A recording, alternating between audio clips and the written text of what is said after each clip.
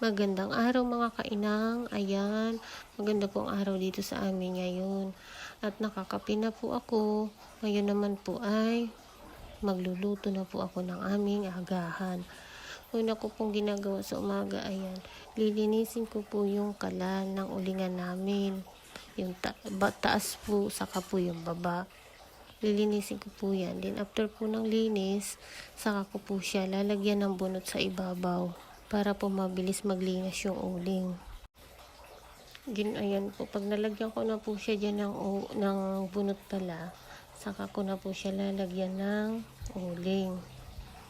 Hihintayin ko lang po siyang punuin ko lang po yung ulingan namin. Ayan po.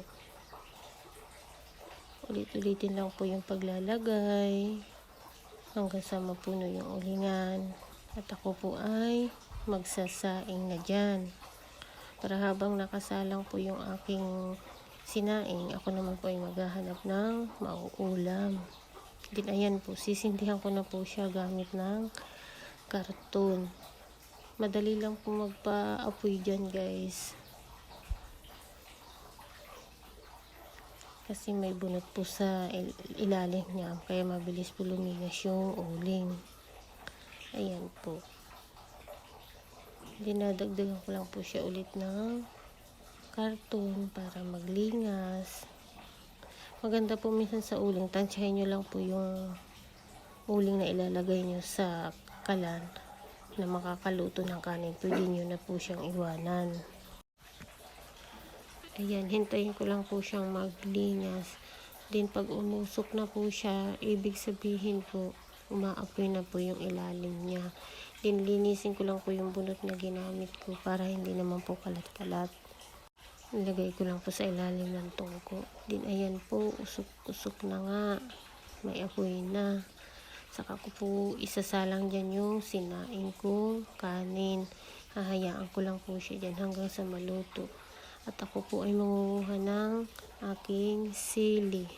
At ilalagay ko po sa aking paksiw na tulingan at akin pong igagataan. Kumuha lang po ako dyan ng konti. At ayoko naman po yun ng medyo mahalang talaga. Then ayan po, kumuha din po ako ng konting talong. At wala na pong bunga yung mga talong ko. At inulang po ng inulang. Kaya nanlaglag po ang bunga. Kaya may konti lang po ako nakuha dyan. Then after po nyan, nagkayod na po ako ng nyug. Bilis-bilisan ko na po.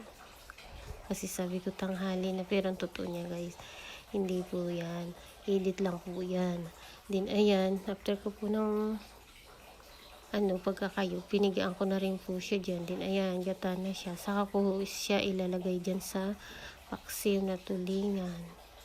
Para masarap-sarap naman po pag ginataan. Lalagay ko din po dyan yung gulay na nakuha kong talong. Saka yung sili. Then ayan, lalagay ko lang po yung gata. Ay, titimplan ko pala ulit siya ng paminta, then asin. Saka ko po siya ilalagay yung gata. Ayan, sarap niyan guys.